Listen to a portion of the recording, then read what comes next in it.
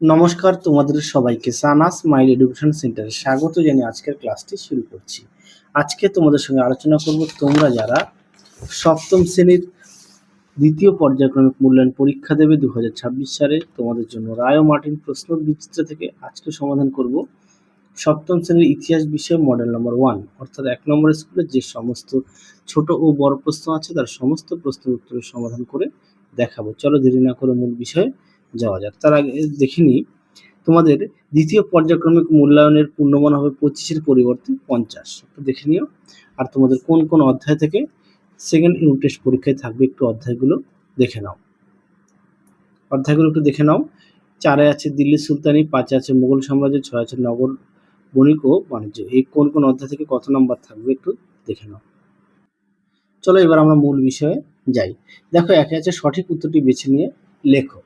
এক দাগে আছে ইসলামী জগতে প্রধান শাসক ছিলেন, উত্তরটা লিখবে খলিফা, অপশন বি।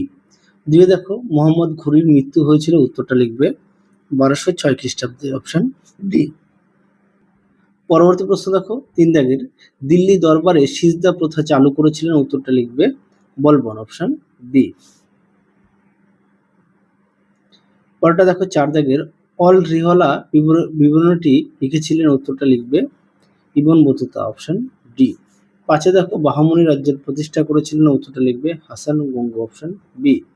6-এ দেখো ভারতবর্ষের প্রথম মোগল বাদশাহ ছিলেন, উত্তরটা লিখবে বাবর, অপশন এ। 7-এ দেখো বিলগ্রামে যুদ্ধ হয়েছিল, উত্তরটা লিখবে অপশন বি 1540 খ্রিস্টাব্দে। 8-এ দেখো অমর সিংহ ছিলেন, উত্তরটা লিখবে রানা প্রতাপের পুত্র, অপশন সি। 9-এ দেখো আহমেদনগরের প্রধানমন্ত্রী ছিলেন, উত্তরটা লিখবে মালিক অম্বর, অপশন সি। 10-এ দেখো উচ্চপদস্থ মনসুবদারদের বলা হতো, উত্তরটা লিখবে আমির, অপশন বি। পরবর্তী প্রশ্ন দেখো কি আছে। পরবর্তী প্রশ্ন আছে 2 দাগের নিচের প্রশ্নগুলো উত্তর দাও যার প্রশ্নের মান 1। 1-এ আছে মালিক কাফুর কে ছিলেন, উত্তরটা হবে আলাউদ্দিন খলজির সেনাপতি। 2-এ আছে সঙ্গম রাজবংশের শ্রেষ্ঠ শাসক কে ছিলেন, উত্তরটা লিখবে দ্বিতীয় দেবরায়। 3-এ দেখো বাংলায় ভক্তিবাদের প্রচার কে শুরু করেছিলেন, উত্তরটা লিখবে চৈতন্য দেব। পরটা দেখো 4 দাগের খানোয়ার যুদ্ধ কাদের মধ্যে হয়েছিল, উত্তরটা লিখবে বাবর ও রানা সংগ্রামের মধ্যে হয়েছিল 1527 খ্রিস্টাব্দে। 5-এ দেখো টোডরমল কে ছিলেন, উত্তরটা লিখবে আকবরের রাজসভায় রাজস্ব মন্ত্রী। পরটা দেখো কি আছে 6 দাগের আমুক্ত মাল্যদ গ্রন্থের লেখক কে ছিলেন, উত্তরটা লিখবে শাহজাহান, কৃষ্ণদেব রায়। তারপরে দেখো 7-এর শাহজাহানবাদ শহরটি কে তৈরি করেছিলেন, উত্তরটা লিখবে শাহজাহান। 8-এ দেখো কার সময়ে আগ্রা শহরের বিকাশ শুরু হয়েছিল, উত্তরটা লিখবে আকবরের। 9-এ দেখো টমাস রো কে ছিলেন, উত্তরটা লিখবে ইংল্যান্ডের রাজা প্রথম জেমসের দূত। 10-এ দেখো মোগল আমলে ভারতের প্রথম বন্দর লিখবে সুরাট। পরবর্তী প্রশ্ন দেখো কি আছে।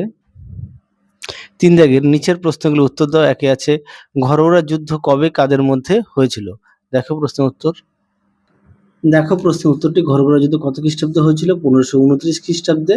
কাদের মধ্যে হয়েছিল, বাবর ও ভারতের আফগান শাসকদের মধ্যে হয়েছিল। তাহলে কি উত্তরটা কি লিখবে 1529 খ্রিস্টাব্দে বাবর ও ভারতের আফগান শাসকদের মধ্যে ঘরোয়া যুদ্ধ হয়েছিল।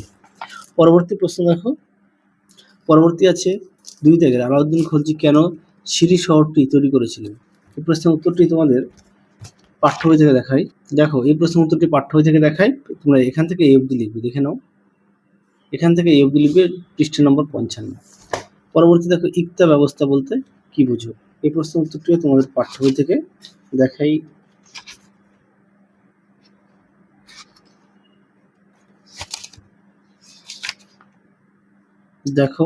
দেখো ইক্তা ব্যবস্থা সুন্দর করে দেওয়া আছে পাঠ্য বইতে, দেখে নাও পৃষ্ঠা নম্বর 58। পরবর্তী প্রশ্ন দেখো 4 দাগের 12 ভূঁইয়া নামে কারা পরিচিত ছিলেন, দেখো প্রশ্নের উত্তর। তোমাদের আগের ভিডিওতে সমস্ত বিষয়ের সাজেশন দেওয়া আছে, তোমরা যারা এখনো দেখোনি আমাদের প্লে লিস্টে গেলে পেয়ে যাবে। আচ্ছা তোমাদের কাছে একটা প্রশ্ন রাখছি, অবশ্যই কমেন্ট বক্সে উত্তরটা জানাবে। প্রশ্নটি হলো গ্র্যান্ড ট্রাঙ্ক রোডের পূর্ব নাম কি ছিল, আরো একবার বলি গ্র্যান্ড ট্রাঙ্ক রোডের পূর্ব নাম কি ছিল, অবশ্যই উত্তরটি কমেন্ট বক্সে জানাবে। তাহলে 12 ভূঁইয়াটা দেখে নাও, তোমরা এখান থেকে লিখবে। পৃষ্ঠা নাম্বারটা দেখে নাও 125 পেজের 25 দাগ। হ্যাঁ, এখানে পৃষ্ঠা নাম্বার একটু ভুল আছে। আর পরবর্তী প্রশ্ন দেখো, কে কবে দহশালা ব্যবস্থা চালু করেছিলেন? উত্তরটা লিখবে 1580 খ্রিস্টাব্দে আকবর। 6 দেখো, কে কোথায় কিলোঘড়ি প্রাসাদ তৈরি করেছিলেন? উত্তরটা লিখবে কায়কাবাদে, দিল্লিতে। কায়কাবাদ, দিল্লিতে। পরবর্তী দেখো কি আছে, পরবর্তী প্রশ্ন আছে 4 দাগের, যার প্রশ্নের মান হচ্ছে 3। একে আছে দাক্ষিণাত্য কত খ্রিস্টাব্দে ঔরঙ্গজেবের পতন ডেকে আনে? এই প্রশ্নের উত্তরটি তোমরা পেয়ে যাবে পাঠ্য বইয়ের 84 নম্বর পেজে। দেখো পাঠ্য বইয়ের পেজ নম্বর 84 সুন্দর করে দেওয়া আছে, তোমরা এখান থেকে পড়ে নিয়ে উত্তরটি লিখবে। দেখে নাও। পরবর্তী প্রশ্ন দেখো 2 দাগের, টিকা লেখো দিন ই ইলাহি। দেখো দিন ই ইলাহি সুন্দর করে দেওয়া আছে, পৃষ্ঠা নম্বর 127। দেখো 127 পেজের 35 দাগ, দেখে নাও। পরবর্তী প্রশ্ন দেখো কি আছে, পরবর্তী প্রশ্ন আছে 3 দাগের, ভাস্কর দা গামা কত খ্রিস্টাব্দে ভারতে এসেছিলেন? পর্তুগাজ বণিকদের ভারতে আসার প্রধান উদ্দেশ্য কি ছিল? দেখো প্রশ্নের উত্তরটি, দেখো প্রশ্নটি, তার উত্তরটা দেখে নাও। রায় মার্টিন সহায়িকা, পেজ নম্বর 149 পেজে পেয়ে যাবে। 4 দেখো কি আছে, মনসবদারি ব্যবস্থা বলতে কি বোঝো? দেখো প্রশ্নের উত্তর, দেখো মনসবদারি প্রথা সুন্দর করে দেওয়া আছে, তোমরা অবশ্যই পড়ে নিয়ে লিখবে।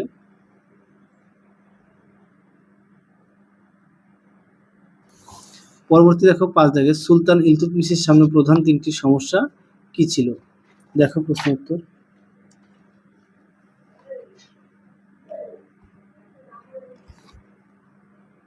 দেখো প্রশ্নের উত্তরটি সুন্দর করে দেওয়া আছে, প্রশ্নটা দেখে নাও, অবশ্যই পয়েন্ট দিয়ে দেওয়া আছে, তোমরা একটু দেখে নিও। পরবর্তী প্রশ্ন দেখো, ফিরোজ শাহ তুগলক কি কি জনকল্যাণমূলক কাজ করেছিলেন? দেখে নাও, প্রশ্নের পাশে পৃষ্ঠা নাম্বার দেওয়া আছে, একটু দেখে নিও। দেখো উত্তরটি সুন্দর করে দেওয়া আছে, তোমরা এখান থেকে এই পর্যন্ত লিখবে, পয়েন্ট দিয়ে লিখবে। পরবর্তী প্রশ্ন দেখো, পরবর্তী প্রশ্ন আছে 5 দাগের, যার প্রশ্নের মান 5। যে কোনো দুটি লিখতে হবে 4টি প্রশ্নের মধ্যে। একে আছে মোহাম্মদ বিন তুগলককে কেন পাগলা রাজা বলা হতো? এটা পেয়ে যাবে পাঠ্য বইতে 50 নম্বর পেজে। পাঠ্য বইতে 50 নম্বর পেজে পেয়ে যাবে। আর আমি তোমাদের সহায়িকা বই থেকে দেখাই। দেখো সহায়িকা বই থেকে আমি দেখাচ্ছি, আর পাঠ্য বইতে পৃষ্ঠা নম্বর তো বলে দিলাম, দেখে নাও। তোমরা অবশ্যই ভালো করে পড়ে নিয়ে লিখবে। পরবর্তী প্রশ্ন দেখো, শাহজাহানবাদের নাগরিক চরিত্র কেমন ছিল? দেখো প্রশ্নের উত্তরটি সুন্দর করে দেওয়া আছে, তোমরা অবশ্যই পড়ে নিয়ে লিখবে। দেখে নাও,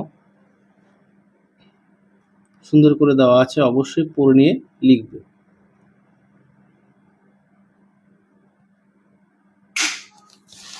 পরবর্তী প্রশ্ন দেখো, শেষ প্রশ্ন দেখো, শেরশাহের শাসন ব্যবস্থা কি কি মানবিক চিন্তার পরিচয় তুমি পাও?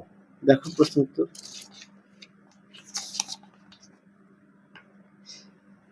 দেখো প্রশ্ন উত্তরটি সুন্দর করে দেওয়া আছে, তোমরা অবশ্যই পড়ে নিয়ে লিখবে। যদি পারো খাতায় লিখে নিয়ে পড়বে। দেখে নাও, এই পর্যন্ত লিখবে। তাহলে চলো আজকের মতো এখানেই সমাপ্ত করছি, আবার দেখা হবে খুব শীঘ্রই তোমাদের পরবর্তী ভিডিওতে। তোমরা সবাই সুস্থ থাকো, ভালো থাকো, আজকের মতো টাটা।